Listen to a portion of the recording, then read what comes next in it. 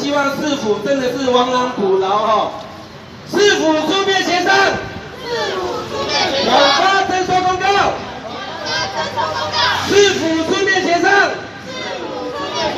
广发征收公告。好，我想我们诉求非常卑微哈。好，谢谢警察先生，谢谢我们这个乡亲。来，各位乡亲来帮一下。好。市府出面协商，广发征收公告。市府出面协商，广发征收公告。好。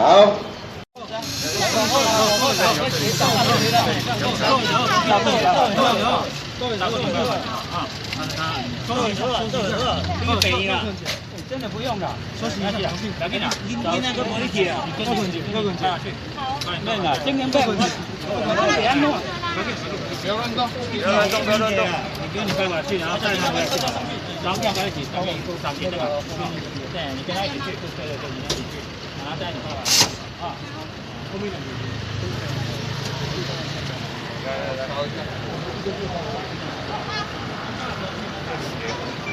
的抗议，那接着让我们刘小姐来讲我们的诉求哈跟心声。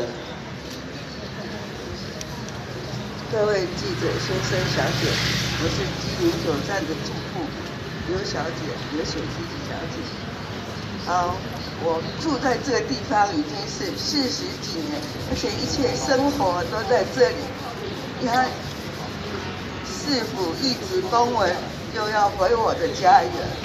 我心里作何感想，情何以堪？政府是这样对待居民的吗？对待人民吗？对待他的市民吗？很多事情都是用骚扰的方式，是没有说清楚，就要强制我们搬迁。你说这样合理吗？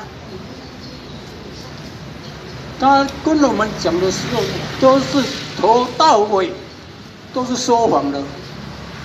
都乱讲话，说我们怎样，你们怎样，不要讲那么多，对不对？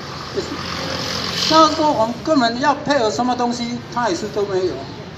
他来访问的时候也是乱搞一套。他现在是成什么证明？我们现在是民主国家，我们不是共产党国家，你知道？共产党国家，他在别的地方土地盖个房屋。给他的时候，你盖好的时候，你再迁过去。我们的朋友在大陆也是这样啊，对不对？你比共产党还可恶，我告诉你们，对不对？